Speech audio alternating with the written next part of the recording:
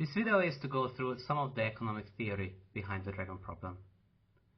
The first element that I would like to reflect on is how wealth concentration limits entrepreneurship. Here, in some of the aspects, I really suggest the reading of The Outliers from Malcolm Gladwell. Fundamentally, any entrepreneur, before starting their business, needs to consider what is my best opportunity, alternative opportunity.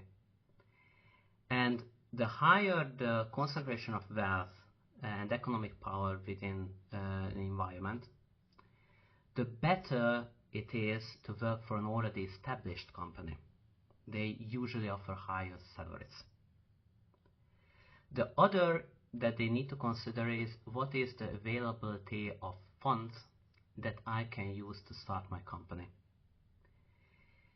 Here, the classical business entrepreneurial economics always considers, okay, what is the availability of external funding, like loans or angel investors. But in reality, none of these address the fundamental problem that entrepreneurship is extremely risky, and nobody in their right mind would like to take on loans or literally sell the company before they even actually started without an adequate safety net. And the safety net is the wealth of the individual, and in a wider sense, the safety net is the wealth of the middle class. The very best example how entrepreneurship is literally impacted is South Korea in the current economy, where the huge chaebols literally suck up all the resources from the South Korean economy. The second element that I would like to reflect on is, now for this effect, actually there are multiple names in economic theory, but let's call or use the term now Chimney effect. This basically means the higher you go in a given organization, the further you are from the actual execution of the business, which is usually happening at the shop floor level, and the less information is getting through the organization. Also cultural aspects.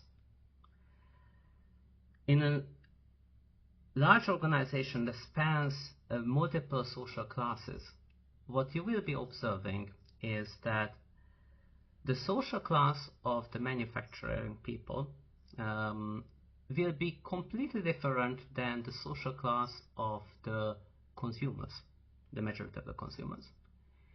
And this will be again a complete different social class than where you will find the executive management decision makers.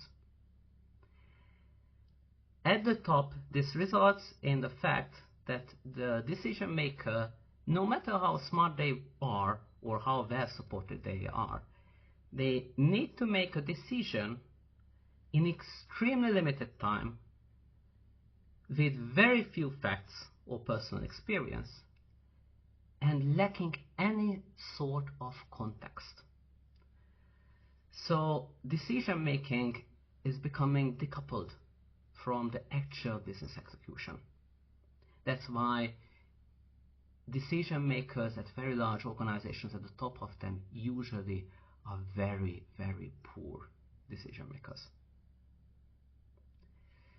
Then we should speak about the third item that was brought up when we talked about investment opportunities, and why it is that the first toll road that Jeff started was a resounding success, but the further investments that they have made were less and less reasonable.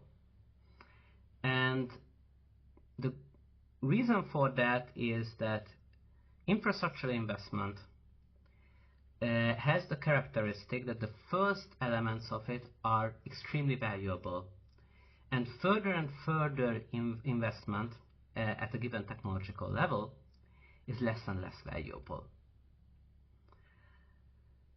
As a consequence of that, if the decision maker continues to just try to do what they did in the past because it was successful, they are getting to a situation that after a given time, all of their decisions and further investments will be completely wrong. That it cannot be, no economic case can be made for those investments. Very good real-life example for that is what a lot of observers can pinpoint in the Chinese economy, where the first large investments, high-speed rail lines between the major cities, were truly valuable. But as the Chinese decision makers just wanted to continue to make the same decisions, they arrived to a situation that they started to build ghost towns. The fourth element that I would like to mention is a very, very hot topic nowadays, and that's the take on inflation. Now, in a given economy, inflation is regularly measured and reported, and it is counterbalanced and counterpositioned with what kind of growth the economy could achieve. The problem is that it's very, very tricky to measure inflation. And in most, at least European statistics, the inflation is measured with the use of a basket of goods, which does not include property. As a consequence of that, often inflation is slightly under-measured than what actually it is. And there is another impact. The basket of goods that is used for inflation calculation is often adjusted. But it is not considered that 40-50 years ago, the minimal basket of goods that was necessary for prosperity was in absolute level much smaller than the basket of the goods nowadays. Nowadays you need far more services just to survive in a modern economy and modern society. As a consequence, it's far more likely that a situation arises that there is an actually higher inflation rate than officially measured. And this couples with a relatively low level of growth. Now, for a low level of growth, most central banks react with increasing the money supply. But with high wealth inequality, all that money and additional funding flows to the top and gets stuck there. As a consequence of that, at the top, the money is redirected for investment opportunities, which is usually property, which raises the prices of these goods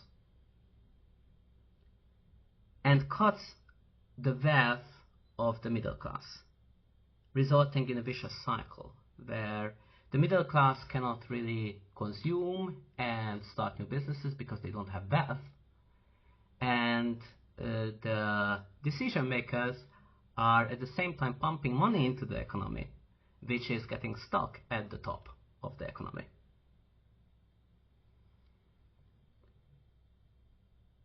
these were the four main aspects that I wanted to respect and describe as part of the second problem.